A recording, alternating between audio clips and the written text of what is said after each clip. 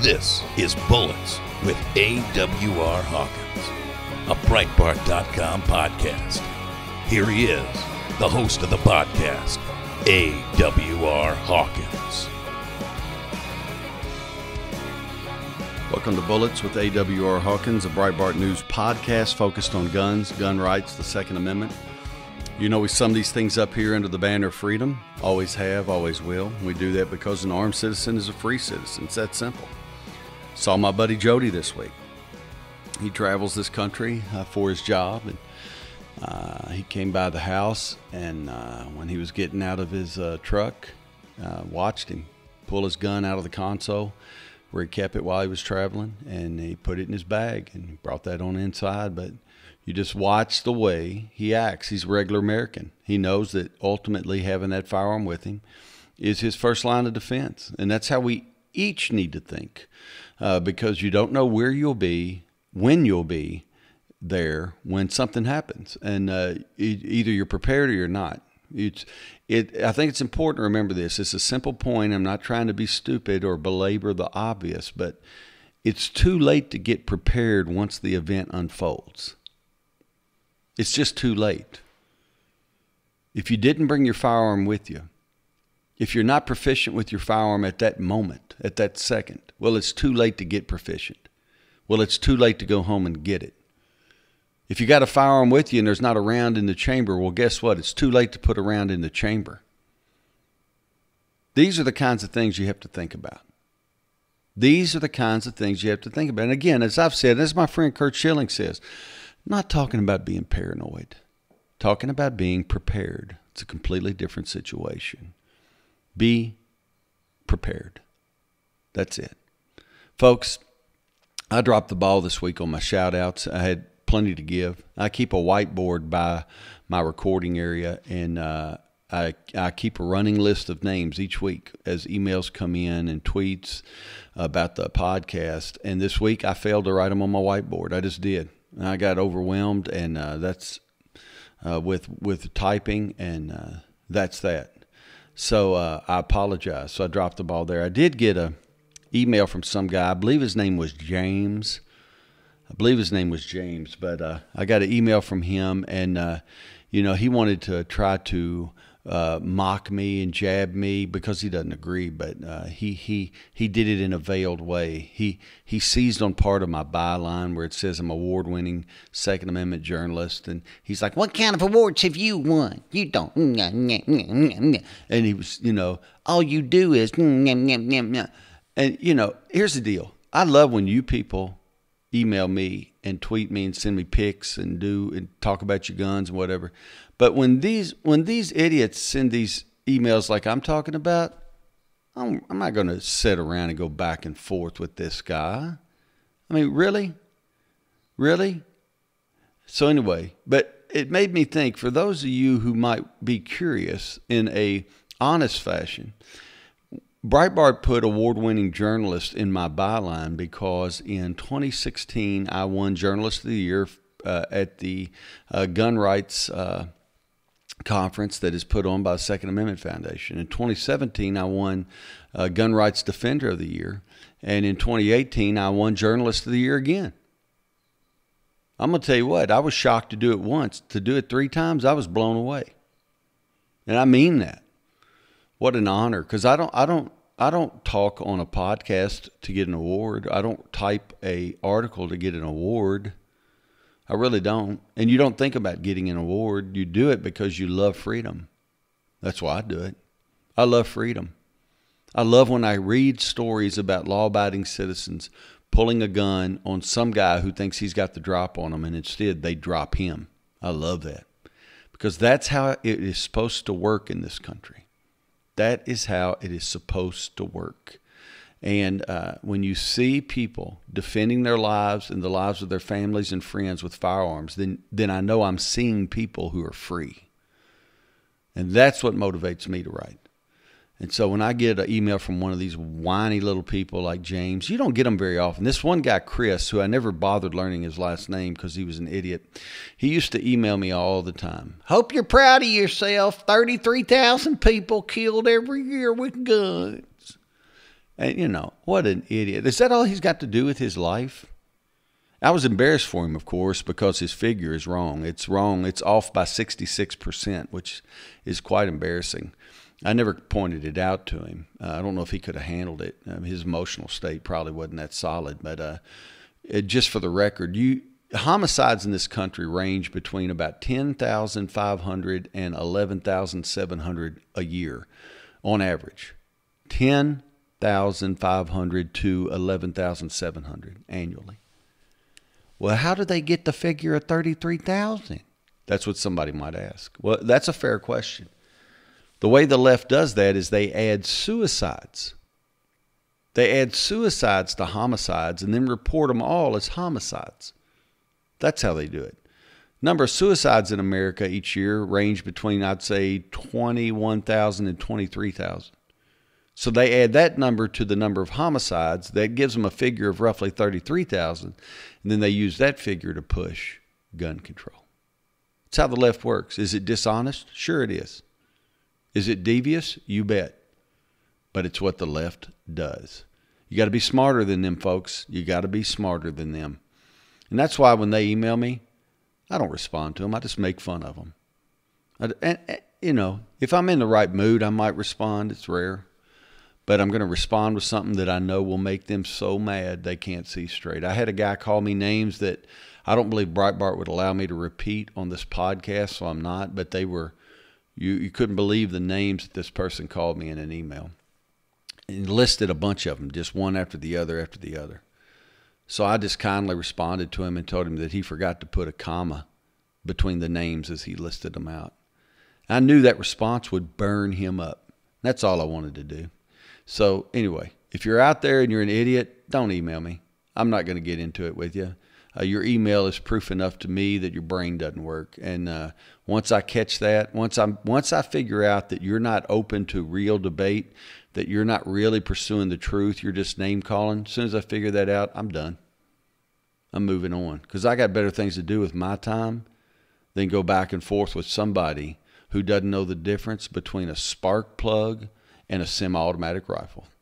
I'll just put it at that. Folks, had a lot of news this week. The left is going nuts because Vice President Mike Pence is going to speak at the NRA convention. He's speaking there on May 4th in Dallas. Oh, I can't believe it. They've launched a petition. People who are members of the NORA, the No Rifle Association Initiative. Oh, that's David Hogg, all the student activists, and then all the celebrities like Alec Baldwin and Ashley Judd. You remember the nasty woman, Ashley Judd. All these people who are just, mental giants. They've launched a petition to demand that Vice President Pence not speak. And here's what I love.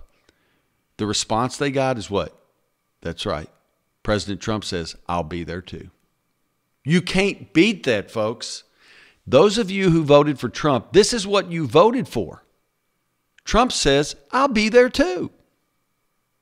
So far from backpedaling, this will make 2 years in a row that President Trump has been at the NRA convention. NRA Annual Meetings and Exhibits is the official name. I call it convention for short. You can't beat it. So it's going to be interesting to watch the left just come off the rails as Trump's announcement soaks in.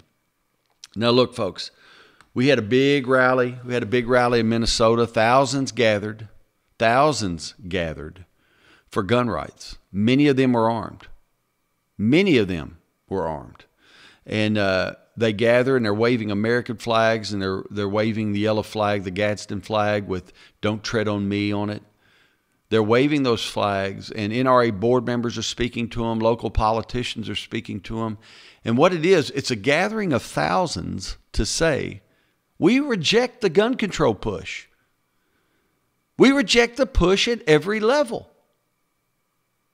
Don't tread on me. I love that. Let it soak in. Folks, this is how you do it. This is how you do it. Now, the media underreported the crowd. There were about 2,000 there, about there were about 2,000.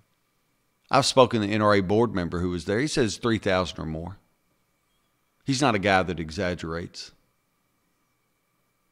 So, of course, the media is going to underplay it. Of course, they overplayed the student march for gun control. There were people everywhere. There were people in the trees. There were people in the manholes peeking out. There was people everywhere. And really, the student march for gun control was hundreds of thousands beneath the projected number. You would never know that watching CNN coverage, but hundreds of thousands below the projected number who were to attend. But anyway, I love the rally in Minnesota. Now look, folks, NRA has been very active this week. Of course, they're getting ready for their upcoming annual meetings, but also they filed suit against the ammunition controls in California, and I say yeehaw. California passed basically every gun control they could think of, and they ran out of things, and they just decided they'd start controlling ammunition. So the NRA has sued. Now, for those of you who don't know, in California, as of January 1 of this year, it's illegal to buy ammo out of state. Illegal if you're a California resident to leave the state, buy ammo, and bring it back into the state. You are only allowed to buy from a licensed and approved gun ammunition vendor. That's it. Now, I know this sounds like something out of one of Orwell's books. You can only buy ammo in California from a state-approved vendor. Now, if you think about it, what does that automatically do? That shrinks the pool of ammunition available. Now, anytime you shrink the pool of something, you shrink the supply of something. Well, if demand remains the same as it was before you shrank it, the price is going up. But what usually happens is once you shrink it, demand goes up because people see a scarcity, which means the price will go up even higher. Now you say, well, that's good stuff for the ammo makers, but it's not good stuff for poor folks. See, this is what we miss. The Democrats love to talk about how if you'll vote me in, I'm going to take care of you. I'm going to get you the kind of protection I'm going to get you the social justice you've been pursuing. They make all these promises. And then when they get in, what do? They pass policies that make the purchase of ammunition cost prohibitive for poor folks. So what they basically do is they price poor Americans out of the Second Amendment. That's what's happening with these ammo controls. So you can only buy from a state-approved vendor. You can't buy ammo online unless you have it shipped, not to your house, but to the business or to the address of a state-approved vendor, who then gets to put a fee on the ammo. And then you can come buy it from them. Do you see how this works? The increase in cost is stated in the process. They get to put a fee on the ammo. It's cost prohibitive for poorer Americans. NRA is suing, and I say yeehaw. They're joined by the California Pistol and Rifle Association. Go get them. Go get them. I hope they win this thing. I hope they win it quick. I hope they win it big. It's ridiculous. Because here's what's going to happen. There is already a new ammunition control that takes effect, January 1, 2019. And the NRA suit is basically the only thing that can stop that. Starting January 1, 2019, you have to get a background check to buy ammunition. A background check. Just like when you buy a gun at retail, you will have to go through a background check to buy a box of 22 bullets. Now, why are they doing that? That's kind of weird. It don't make no sense to me. Here's why they're doing it. See, California has universal background checks, gun registration requirements, gun confiscation laws, a 10-day waiting period, a good cause threshold for concealed carry issuance. They have a ban on campus carry. They require you to get a firearm safety certificate before you even own a gun. That's not to carry a gun. That's just to own one. You have to get a firearm safety certificate from the state. They have an assault weapons ban. On and on and on I can go listing gun controls. All of those are mainly the kinds of gun controls the left says, if we just had this, then we'd be good. But what they did is they got universal background checks, and that wasn't enough. So they added registration, and anyway, so it all snowballs. It's insidious. And so now they're doing the same thing with ammunition. They've gone from you can only buy from in-state vendors. They've done that. Oh, you can only buy online ammo if it's sent to an in-state vendor, and they get to add a fee to it. They're going from that to, you have to do a background check when you buy your ammo from an in-state vendor.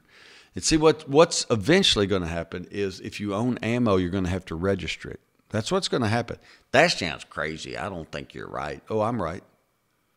Don't think that way. I'm right. And I'm not saying I'm right because I'm a genius or I'm right because I'm smarter than anyone else. I'm not saying that. I'm saying I'm right because I can look at the way they worked at gun control, and someone with half a brain can see what they're trying to do. They want to do the exact same thing with ammo. See, here's the deal. They're trying to think, if there's still anybody in this state that owns a gun and we don't know about it, how can we find them? How can the California lawmakers be confident that they have a true list of every gun owner in California? Well, don't just register guns, but also ammo.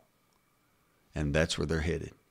And that way, the gun owner in California who may have a gun that his grandpa brought back from World War II or from Vietnam, that has that gun in his closet that he's never registered, never told anybody about, they're counting on him to slip up one day and buy a box of ammo for that gun.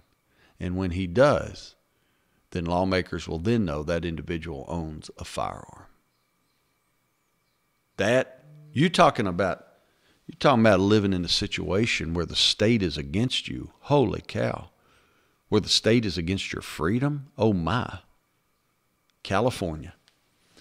NRA suing them? I say yeehaw. Phenomenal. Look, folks, we had some great news in Oklahoma. The Oklahoma House passed constitutional carry. What that means is if you're 21 and over and you don't have a felony and you have a gun, you can carry that gun for self-defense. Such a law is strangely reminiscent of James Madison's famous amendment. We call it the Second Amendment. See, the Second Amendment says the right of the people to keep and bear arms shall not be infringed. And that's basically the spirit of the Oklahoma House bill. It's, you don't have to pay a fee to carry. You don't have to get a government-approved document, i.e. a concealed carry license, to carry. The fact that you have a right to carry is enough. That's what the Oklahoma House is saying. You can't beat it. Now, I've covered this before, but I need to say it because the time is right, because we're on constitutional carry or permitless carry. But the hippies and the freaks will come out and go, if you don't have a permitting process, well, there's going to be crime. There's going to be blood in the streets. It's going to be the Wild Wild West. Well, no, it's not. See, here's what you got to understand about the left. They're simple. By simple, I mean ignorant. All right? The left doesn't, and it's not really because they're not capable of understanding. They're not interested in understanding. But I've written at Breitbart, I believe the 3 states that have had constitutional carry the longest, or 3 of the states, I believe, are Wyoming, Arizona, and I can't remember the third. But I can tell you that in those 3 states, murder with handguns dropped after constitutional carry was implemented. Murder with handguns dropped. Now, I know people reject this because they've heard it so much, or they maybe not reject it, but they don't let it soak in. But folks, when criminals know that there's a better chance the victim is armed than that the victim isn't armed, when they know that, they're going to look for another victim. And they may look for a whole new line of work, because you may not realize it, but criminals don't like to die. They really don't. And when they have to think about the fact that the scenario could be such that when they attack that elderly woman to steal her purse, when they do that and she spins around and puts a 38 special slug in their chest, when they think that that could be the scenario, then they're going to pick someone else. They're not going to rob that woman. That's just how it goes. The left, for some reason, tries to teach us to reject that common sense observation, but don't do it. When a state goes to constitutional carry, that state has taken a step back toward freedom. And so I say, way to go to the Oklahoma House. And now let's see the Oklahoma Senate follow through. If you live in Oklahoma, you need to be contacting your state senators and tell them to support the bill that does away with a permit requirement for concealed carry. The bill is SB, that's Senate Bill 1212. Tell your senators to support it. All right. Now look, we had a good. This is a good way to end the first segment. That's black activists talking about how they see white activists getting corporate sponsorship. Black gun control activists who emerged in Ferguson, they talk about how they're still scraping by, still just scratching to get through. And yet they watch someone like David Hogg, who is nothing but a puppet for the left. They watch him having events set up for him, being flown around, taken care of, having corporate sponsorship for his gun control push. They watch it and they see the duplicity, the hypocrisy. Folks, I can't say it enough. If you've voted Democrat at some point in your life, or you have friends who did, and they're minorities, and by that I mean they're considered minority groups in our country, whether they're black people or brown people or whatever. I'm just saying, if they have been tricked by the promise that if they get Democrats in, Democrats are going to take care of them, have them read my piece on the black gun control activists. See, these black gun control activists, they were all embraced by the Democrats when Ferguson was the deal. These were the heroes. But as soon as news came out that Michael Brown wasn't killed in cold blood, that in fact he was attacking the police officer and trying to take the officer's gun away, and the hands up, don't shoot is just a big lie. When all that came out and was proven, well, the Democrats abandoned their heroes. And so that now these black citizens who continue to be gun control advocates, they're just scraping to get by. But people like David Hogg, they have corporate sponsors. So you have these black activists, they don't like it. They see a duplicity. They see the left embracing whites and leaving blacks to just scratch it out the best they can. Folks, that's the best summary of the Democrat Party perhaps I've ever heard. Where have you been? What party owned the slaves, folks? What party owned the slaves? Say it. Say it. It won't hurt. Say it. That's right. The Democrat Party. The South was a Democrat South. The Confederacy was comprised of, say it, that's right, Democrats. See, it wasn't that hard. Just say it. I know you've been taught in school you can't say it, you can't speak the truth, but just do it anyway. Just do it. Go in the closet, no one can hear you, and just go, Democrats. It's all right. Just get used to saying it. The Democrats are the party of slavery. Now, let me ask you this. Which party constituted the Ku Klux Klan, which was formed to keep former blacks from voting in the South? Which party constituted the Ku Klux Klan? You can do it. That's right, Democrats. Why would the Democrats want to keep blacks from voting? Well, it's easy. Because blacks were voting Republican. Because the Republicans in the North defeated the Democrats in the South in the Civil War. And the former slaves were freed. And as they mixed among their former slave owners in the South, in order to keep the blacks from voting Republican, Democrats formed the Ku Klux Klan to scare the bejesus out of the blacks so they wouldn't show up to vote on voting day. That seems far-fetched to me. It's not what they taught me when I was in school. When I was in school, they taught me a bunch of things that wasn't nothing like what you're talking about right here. I don't think it's true. Well, I don't care what they taught you in school. And the reason I say that is I probably went to school with some of the people who taught or who are teaching your kids, I'll put it that way, when I did my PhD. And I know what they were taught, and it was all lie. They were taught lie after lie after lie. Folks, all you got to do is a little reading to understand history. And when you read it, you'll see the Democrats owned the slaves. The Democrats formed groups like the Ku Klux Klan to keep former slaves out of voting. And you can follow it from that point all the way to here, and you come to even a gun control activist, someone with whom I would probably have zero in common as far as worldview goes. But she's black, and so she sees the left won't rally around her, but they'll sure rally around a white gun control activist. Folks, welcome to the Democrat Party. It's the Democrat Party of the 21st century. Looks a whole lot like the Democrat Party of the 19th century. That's the point. You're listening to Bullets with AWR Hawkins. We'll be back right after this. Breitbart News Daily with Alex Marlow. Why did we see some of the Republican kissing of Mark Zuckerberg that was taking place? I called it kissing the ring because I felt like every single person practically had to kiss the ring of this guy, who wants to do nothing except get all those people out of office. So, bizarre behavior from the Republicans. Breitbart News Daily, weekdays at 6 a.m. Eastern on SiriusXM Patriot 125. This is Bullets with AWR Hawkins, a Breitbart.com podcast.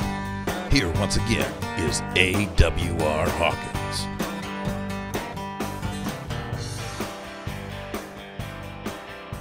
Welcome back to Bullets with AWR Hawkins. Folks, glad you're with me. Listen, really had a seismic shift this week in coolers. I know you're going, why are we talking about coolers? But let's face it, it's been weird over the last few years, recent years, the way coolers technology has changed. And cooler companies like, let's say, Yeti. Yeti emerged and people paid $400 or $500 for a cooler. A cooler? Used to buy coolers at Walmart. Igloo cooler, I guess, $30, $40. Now people are paying what? $400, $500. But Yeti had come out and they introduced themselves basically as a sportsman's cooler company, and they'll retain ice for this many days. They'll keep your drinks and your food cold and preserved for this many days. And when you go camping, you'll be able to have this and that for this many days. And well, sportsmen and hunters seized on it, and it was a boon for Yeti. And then what happens? Then Yeti cuts ties with the NRA Foundation. And then Yeti issues a statement because there's such a backlash. People actually fill their Yetis with tannerite and blow them sky high. They put videos on the internet shooting them to trigger the tannerite and kaboom, blow them sky high. They cut their labels off their Yeti coolers so they don't say Yeti anymore, and they take a dry marker and they scribble out NRA. They take their Yeti hats and they cut the logo off. They won't even wear a hat that has the Yeti logo on it. Folks, this is what you get when you stand between a free people and their Second Amendment. Well, we weren't standing between them and the Second Amendment. We were standing between them and the NRA Foundation, you idiot. Well, guess what? It's all the same. Somehow, somewhere, somebody's going to have to wake up on the left and understand it's all the same. The American people look at the NRA as the defender of their Second Amendment. They just do. And when you go at them, you're going to rile up some folks. Now, I will be honest with you. I've been using an Orca cooler. I'm sick to death of Yeti. I'm not advocating anybody boycott. I'm not opposing a boycott either. I'm telling you what I'm doing personally. I'm using an Orca cooler, and I love it. I'll guarantee you that it keeps what I need cold for a long time. I spent, 3 or 4 days with one over the past 3 or 4 days. Had it into direct sunlight, 103-degree temperatures. Had it indoors, had it outdoors, had it in the bed of a pickup, had it in the bed of a Can-Am ATV, had it in all kinds of places. And never once did I reach in there and have anything but cold food. and cold drinks. And guess what? Orca is pro-Second Amendment. Their founder is a huge hunter. Folks, I'm just letting you know, I love them. Now, you look at Yeti. Yeti's got some problems. Yeti has made some enemies. They have made some enemies with members of the NRA. And all the other cooler companies are stepping up now to try to seize on that. You have Grizzly Coolers who are offering a cooler that has the Second Amendment etched upon it, printed upon it. So, Yeti has made some huge mistakes. Now, the thing that's important is Yeti responded to the outcry against them. They responded by saying that they hadn't actually cut ties with the NRA Foundation. They said that the NRA's statement on that was inaccurate. That's a quote, was inaccurate. Well, former NRA President Marion Hammer contacted Breitbart and gave us a statement in response to Yeti's statement that the NRA was being inaccurate. All right?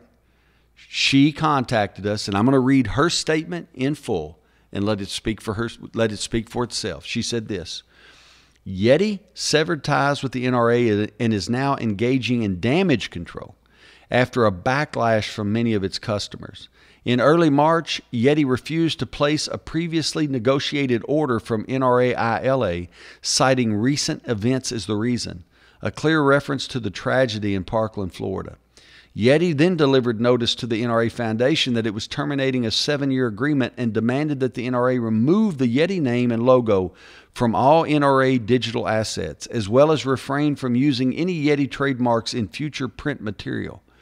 While Yeti is trying to spin the story otherwise, those are the facts. She closed her statement to us with this: while Yeti can choose to run from the NRA, they can't run from the facts. Whether this is due to the recent cancellation of the IPO from their New York City owners is a question only they can answer. So you got Yeti. They began by selling themselves to hunters and sportsmen. Now they have New York City owners. I already see a problem, do you? I see a problem. So Yeti can work out what they did and didn't say to the NRA. I know that former President Hammer is saying that Yeti's not being truthful. And you can make your judgment from all the things that have been said. But for me, I'm just saying for me, I love my Orca cooler. And that's all I'm going to say about that. Look, folks, something that's important while I'm mentioning the NRA, you have all these hippies and freaks marching, going crazy. The NRA's got blood on his hands. NRA got blood on his hands. They're pushing all these gun controls. What's happening while they're doing this? What's happening is that the NRA is breaking 15-year records for donations. The NRA received nearly $2.5 million in donations in March alone. What? Nearly $2.5 million. Now think about this. This is the most important part of this. The majority of the donations were $200 or less. What's that tell you immediately? It tells you that the folks that are giving money to the NRA are rank and file Americans.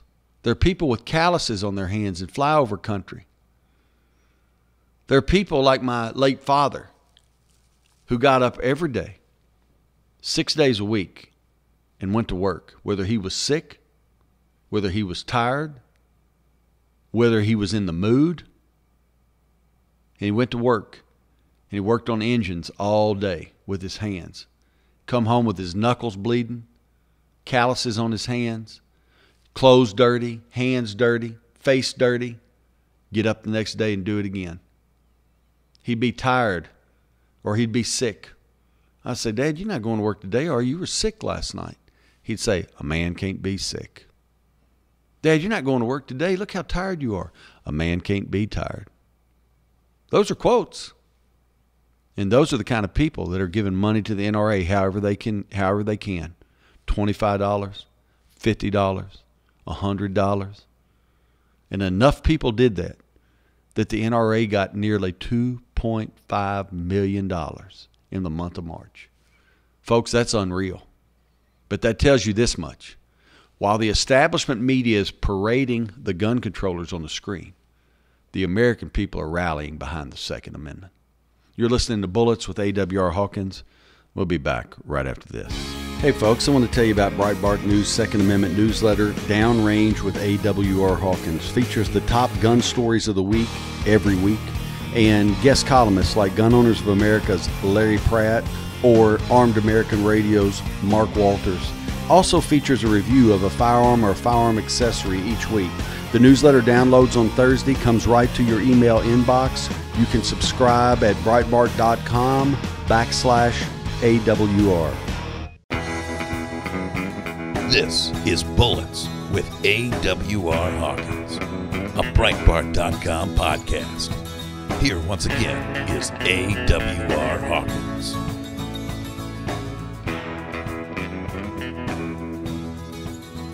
Welcome back to Bullets with AWR Hawkins. Listen, folks, I want to revisit something that I brought up last week, but it needs to be emphasized. Last week I had two guests, and I went kind of fast through some of the news, and this is really something I want you to think about. The Center for Disease Control and Prevention, CDC is what I'll call it for short.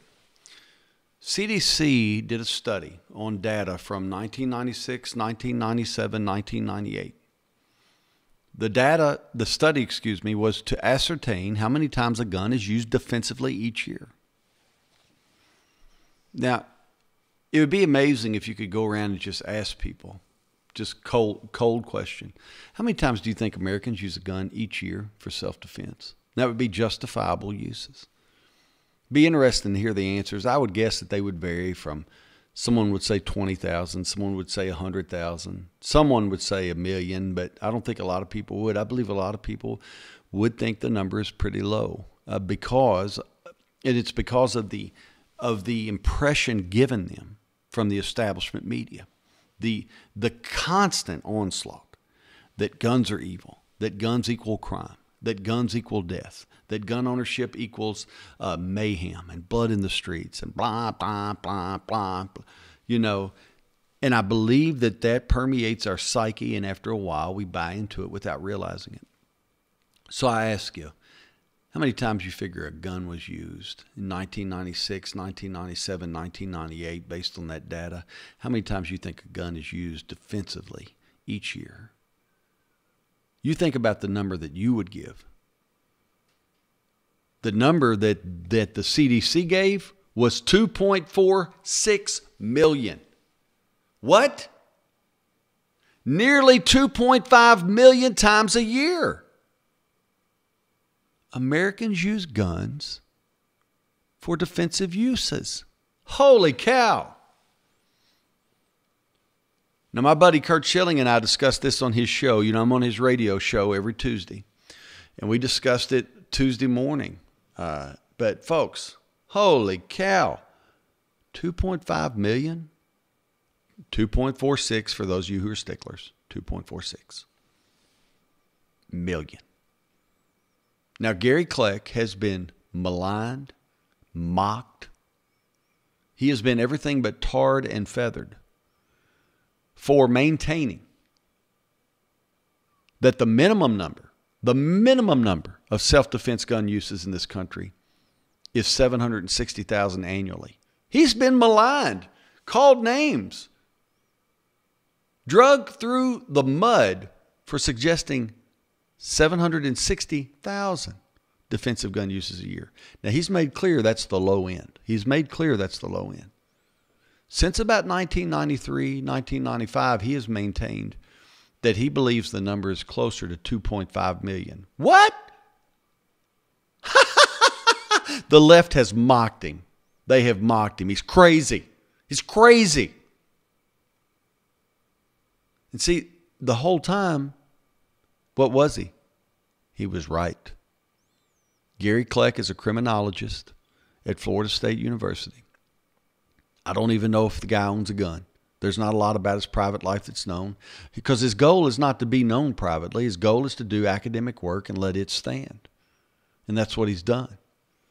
And he has contended for over 20 years that there are approximately 2.5 million defensive gun uses a year, that at its absolute lowest, he would say 760,000 a year. The whole time, the left has been going, no, more guns equal more crime. More guns equal more crime. More guns equal more crime. That's what they've been saying. And the whole time, they've been dead wrong. They've been as wrong as they could be. So the CDC does this study, and they don't release the findings. They don't publish it. Interesting. Now we know 2.46 million a year confirmed by the CDC. That's just barely below what Kleck believes is the actual number of 2.5. And he explains that the CDC worded their question in such a way that they missed some of the defensive gun uses. So he believes if their data was looked at accurately, it would actually show 2.5 million uses a year, perhaps a little more. Now let that soak in. For those of you who still, for some reason, watch the establishment media, and perhaps you're like me, my job requires me to watch those heathens on Sunday morning. I have to watch George Stephanopoulos, Chuck Todd with that horrible comb over. I have to watch these people. And when you watch them, you get the impression that private gun ownership is a problem in this country, and it leads to problems. In reality, Americans are using guns 2.46 million times, nearly 2.5 million times a year, to defend their lives. Now, Kleck points out that this figure, and this is to me where it all hinges, this figure of 2.5 million, what that means is that law-abiding citizens use guns in a justifiable fashion 3.6 times more often than guns are used for crime. Why are we even talking about gun control, folks? This makes my blood boil because it shows how weak the leadership, the Republican leadership is in the House and Senate. We should be running away with this. We should be running away with this. We should be like Secretariat in a Kentucky Derby right now. And for those of you that metaphor is lost on, get on YouTube after you're done listening to this and look up Secretariat and just see how bad that horse beat other horses in that race. Folks, that's how we should be running. Instead, we're running scared. We have the facts on our side. We have the Constitution on our side. We have freedom on our side. We have the majority in the House and Senate. But we're running scared. We're afraid of the PR machine that says guns are bad, guns are evil, private gun ownership is a problem. We're scared of it. When the facts say Americans use guns 2.46 million times a year for self-defense purposes. Folks, there's so many points to be made. Let me just say this. One of the applications for these facts, one of the applications is this. Guns are needed quite often for self-defense. They're needed. 2.46 million times a year is not really, after so many years of that, it's not really something you would call an anomaly. This is, again, another proof that you need to be prepared. Not paranoid, but prepared. But we have to get our mind right. We can't be embarrassed by the fact that we recognize that we need guns to defend our lives. And that we recognize that millions of our fellow Americans use guns to protect their lives every year. Golly. CDC study. It's not something that comes from the NRA or Gun Owners of America or the Second Amendment Foundation, and not that it wouldn't be valid if it did. But what I'm saying is this comes from a government entity, the CDC. 2.46 million times a year guns are used. Let it soak in. Used for self-defense. Folks, thank you for joining me this week in Bullets or listening to Bullets with AWR Hawkins. Get your family members, your coworkers, your friends all to subscribe. Just go to iTunes, search Bullets with AWR Hawkins. Once you find it, just go to click what looks like an album cover, and it takes you to the original page. You can subscribe. Subscription's free. It'll download every Tuesday to your iPhone. You can subscribe through various services too if you have an Android. And you can always go to Breitbart.com. The most recent podcast is always posted there for you to hear. But after you subscribe, after you listen, go back to that original page, that first page on the podcast, and give us reviews. We need all the 5-star reviews we can get. And just keep them coming. And look, folks, email me this week. You got some certain stuff you need me to address. You have questions, AWR Hawkins at Breitbart.com. You got some photos you want to send them on. You got questions on certain guns, send them on. Love getting them, love interacting with you. You can find me on Twitter at AWR Hawkins. You can find me on Instagram at AWR_Breitbart. So just reach out to me this week. Look forward to interacting with you. Look forward to being with you next week. And until then, keep in mind, more guns equal more freedom. Breitbart News Tonight with Joel Pollack and Rebecca Mansour. I think that it's the epitome of hypocrisy. Unless you fall in line with their liberal agenda, this uniparty, globalist, liberal agenda, they will never support you. They use the whole gender issue, of course, as some kind of tool to prop up their messaging, but it's the phoniest thing. Sirius XM Patriot, Channel 125.